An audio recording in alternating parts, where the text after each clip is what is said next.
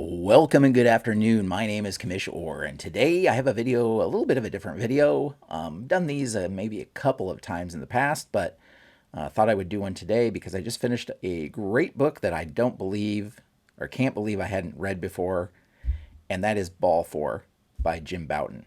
So I had heard of the book. I knew it had some notoriety to it. But of course, I was born in the 70s, so I was kind of born a little bit after. By the time I would have gotten old enough, the book wasn't exactly recent at that point. So I never went back and read it, and I've never read it all these years. But I had it on my list, and eventually, just recently, I got around to reading it, and now I can see why it has. The name of the book, the book itself, has been around for so long, and people still love it. So I thought I'd just take some time to talk about the book. If you haven't read it, uh, you need to go out and read this book. It's not only a great inside look at baseball in the late '60s, it's a great look at baseball just in general. And I would even submit it's maybe one of the best sports books. And it's one of the rare books that I give a 5-star rating to. Of all I read a whole wide variety of books, fiction, nonfiction, all sorts of stuff, and I don't usually give 5-star ratings, but this one I could not find any fault with, and I enjoyed it so much that it's probably on the top of my list in the top 10 books I've read. So highly encourage you to read it. If you're here, you're probably a baseball fan anyway. And so go out and read this book. And then I'm going to explain kind of what the book's about and why it still is relevant today. So Jim Bouton was a pitcher in Major League Baseball in the early 60s. I think his first Major League game was 1962. He played for the Yankees for a few years in the early 60s. He won 21 games in his second season. He was 21-7. With a 2.53 ERA, so he had a great early career. Unfortunately for him, his career got derailed a little bit because he had an injury, and that really limited his ability, his throwing ability, and his arm motion and that kind of thing. So, and that happened in I think the mid to late '60s is when that happened. So, so later in his career, in order to try to stay in the league and stay in the majors and all of that, he started to learn the knuckleball as a way to really because a knuckleball, from what he said, is a pitch that he could throw 200 pitches. It didn't tire his arm out, so there was really no limit to how many pitches he could throw if he switched to his knuckleball, and then really reserved the use of his other pitches. And so that's what he kind of did in his later career. Well, because of the chaotic nature of a knuckleball, or the at that point the lack of control that people assumed the knuckleball had, the Yankees wanted to get rid of him. So in 1969, he actually got picked up by the expansion Seattle Pilots. So the Seattle Pilots that were around for 1 year, 1969, and he was one of the players who got picked up by the expansion Seattle Pilots in 1969. So that's kind of what the book itself is based on. Is he basically took a diary, or kept a diary, of that 1969 season. And so Leonard Schechter, I had to look up the name, sorry. Leonard Schechter said, hey, why don't you take a tape recorder, record your thoughts throughout the course of the year, and we'll turn this into a book. And so that's what Jim Bouton did, is he had a tape recorder with him, he took notes, and so Ball 4, in essence, is a diary, almost day by day, of that 1969 season that he played for the Seattle Pilots. And so that just gives you some background on it. Now, the version I got the whatever it was, the however many, whatever the anniversary whatever anniversary book it was, 50th anniversary probably, 50th anniversary book. Not only is it a diary of the 1969 season, but he has updated some chapters about life after baseball. He made a resurgence or an attempt at a comeback in 10 years later in the late 70s, and he actually made it back into the major leagues. So that was fascinating, and then other stuff after that, after his career, the fallout from the book, and other things that he did. He took a stint into acting in a couple things. Anyway, so that's kind of the book kind of updates things after that season. But really, it's about the majority of the book is about that 1969 season. It's a day by day diary, and so it is fascinating. And so some of the things that make it so fascinating are the reasons that it was so controversial at the time, and he received a lot of pushback and blowback and ruined friendships and relationships back then, because back in the late 60s, the things he talked about openly were basically part of the player code. Nobody talked about these things. Nobody talked about these things. And you certainly didn't publish about them and get them further out there and tell your stories and send it out to the public. I think there were a couple other books, maybe one other book about baseball. I can't remember what year it was, but it's a little earlier than this one that but a book that had similar background, but it just didn't never picked up, never became popular in the public eye. And so Ball 4 is really the big book that did this, that became well known and that kind of thing. In the very first pages, he's talking about negotiating his salary for 1969. He's talking about what he was getting paid. He was talking about his approach to negotiating the salary, what he thought he was worth, how he negotiated with the team at that time to try to get a higher salary. So salary and negotiations was something that was totally taboo at the time to talk about. The owners did not want players talking to each other about how much people were making back then. Now it's open. Everybody knows what every player is making. But back then, it was like something you did not talk about. The owners didn't want you talking about it. They didn't want players comparing salaries. And so here he is just freely talking about it in the book, about how much he's making, how much the negotiation process, and how he held out at one point to try to get more money, and how he would talk to other players about how much they were making. Again, this is something that players didn't even talk about amongst themselves back then. So that whole thing is very fascinating and gives you a glimpse of what negotiations were like. Of course, the scale of the dollars back then was way, way, way smaller. He was negotiating, I think, between $15,000 and $20,000 for that year.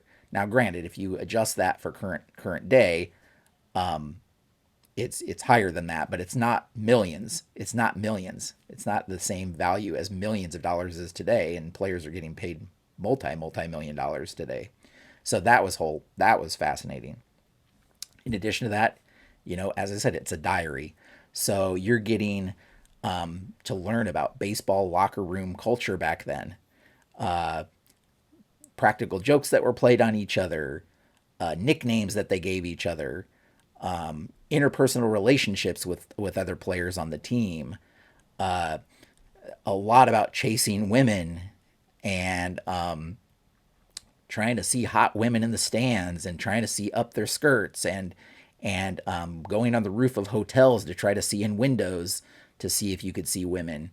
And many of the players were involved in that. So it's talk about that. It's drug and alcohol use, which was common. I'm sure it's still common, even though there's a lot of spotlight on it with performance enhancing drugs and that kind of thing. But back then, lots of uppers and that kind of thing, and drug use that a majority of players were using back then.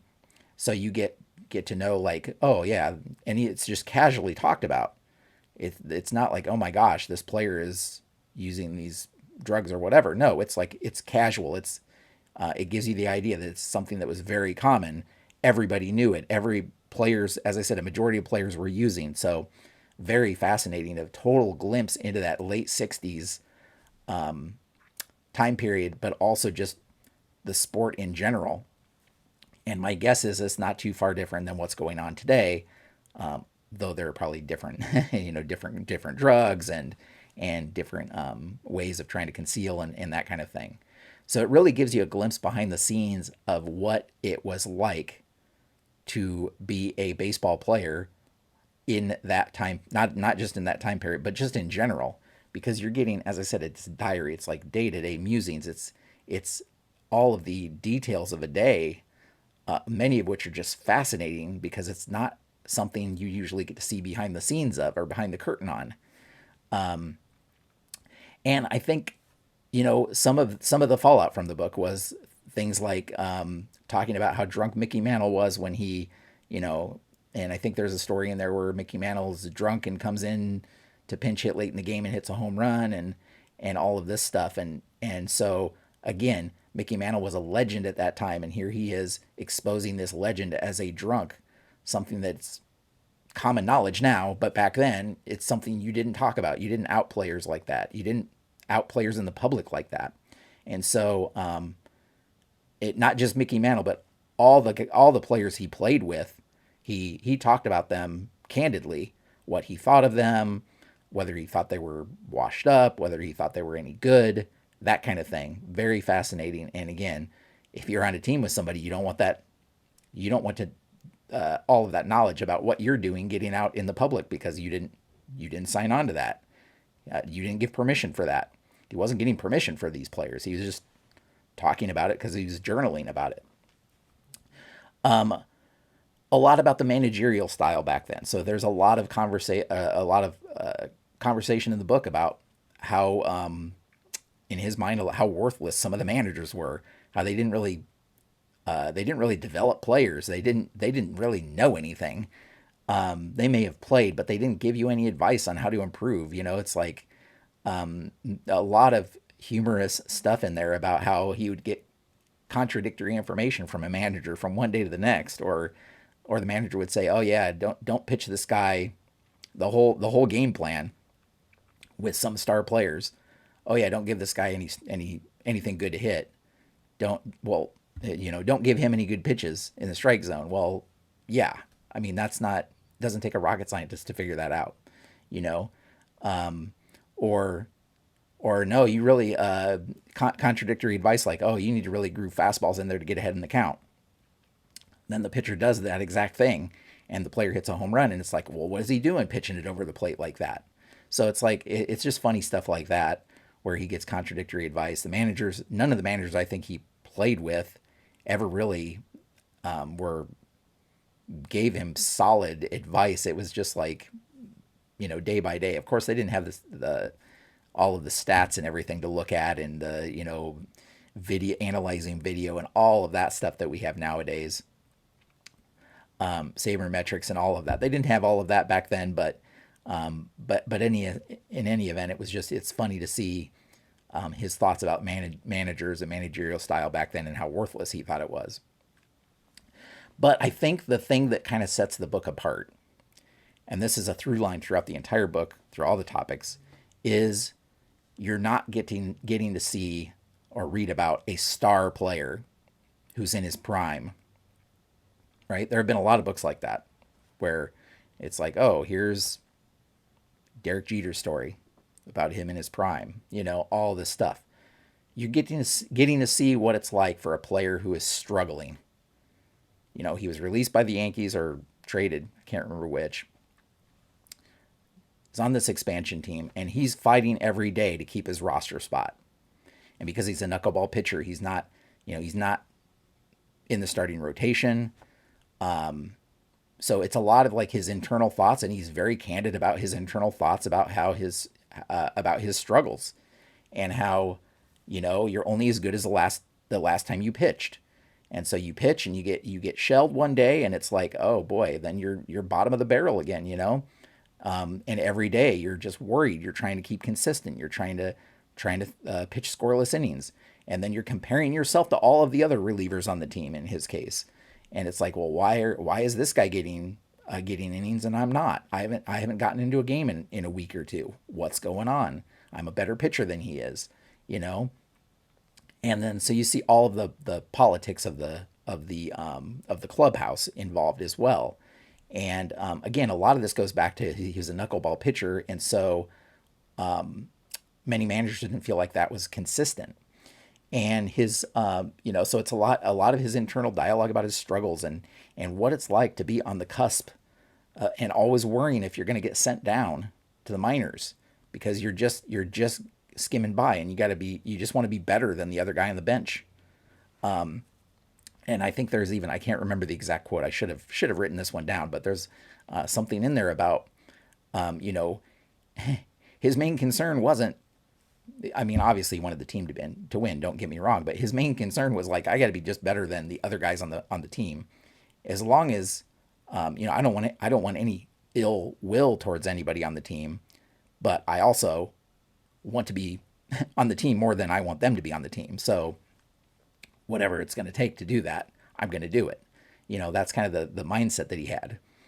And so, very fascinating. Of course, with the knuckleball and his arm issues, there are arguments that he had with the managers about how much he should use the knuckleball, and he got to the point where he was pretty much using that all the time.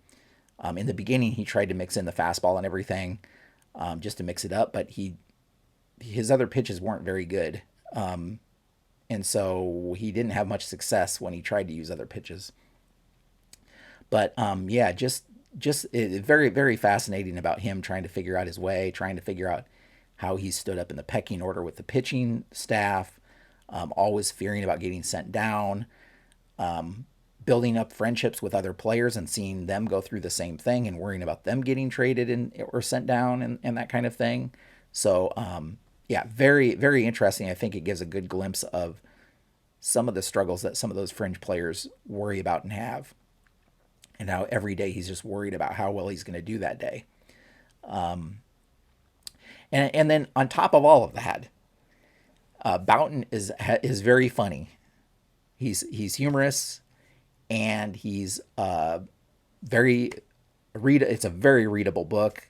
He's a very laid back person. He pokes fun at himself all the time, and he's very funny and humorous throughout the whole thing. And so, in addition to reading about his struggles and all of this other stuff, getting the behind the scenes stuff, it's also just fun to read. It's enjoyable to read. And so, yeah, I can't think of too many books that, especially sports books, and even more so baseball books, that I had this much fun reading and were just so fascinating and didn't made me not want to put it down and just to read more about him and that kind of thing. So great stuff. If you haven't read it, you need to go read it. If you're a baseball fan or a sports fan or just in general, you just need to go read this book. Now I mentioned the updates, and so yes, there are updates. So he was. This is written in the late 1969. I think he pitched a little bit in 1970. He got traded in 69. Spoiler alert, to Houston mid-season. So that was also interesting because then you get the whole perspective of him trying to blend in with another team, and trying to find his way with another team. But I think he pitched a little bit in 1970, and then he effectively retired. He was out of baseball, and he played some I don't know if it was semi-pro or played for some other team, semi-pro or now and then in the intervening years. But then in the late 70s, he decided that he wanted to try to make a comeback, and so the update for the book, you get to see him talking about trying to make that comeback, and this was in the late 70s, so 1978, I believe. And so in 1978, he actually made it all the way back up and pitched for the Atlanta Braves in 1978. So 8 years after his last season, he was pitching again in the majors. And again, he only pitched for a little bit.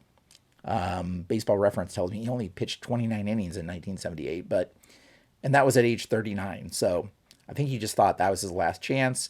He was going to try to make it work, And so, yeah, he made his way back up and made it into the majors in 1978 and pitched some for the Atlanta Braves at that point. And then subsequent chapters deal with his family. He lost his daughter due to a tragic a car accident, and so he talks about that and how that affected him. He divorced and remarried, and eventually, I think 2019 was when he passed away. And so there is a few pages written from his wife at that point, talking about him. She was a writer anyway. I think she had an English background, but so not only do you get all of that stuff that I already talked about, but again, as I mentioned in the beginning, you get all of the updates.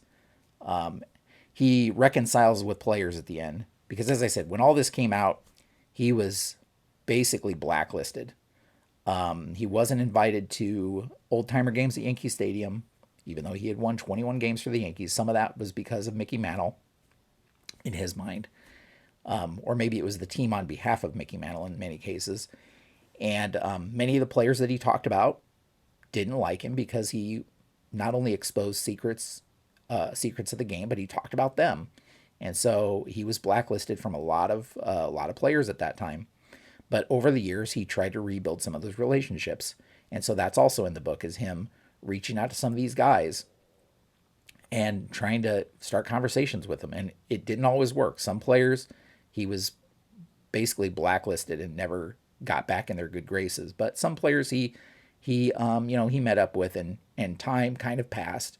And eventually he even reconciled with Mickey Mantle. And Mickey said, no big deal. And he was able to, I think his son wrote a letter on behalf of him to the Yankees, and George Steinbrenner finally allowed him back to some of the old timer games at Yankee Stadium, which is something he hadn't been allowed to do. And so towards the end, he was able to kind of reconcile and get on a better path with some of that stuff. But even today in 2025, 50 years, 50 plus years after, 56 years after, I think the book was in 1970 maybe. So 55 years, we'll say, after the book came out, it's still so relevant to what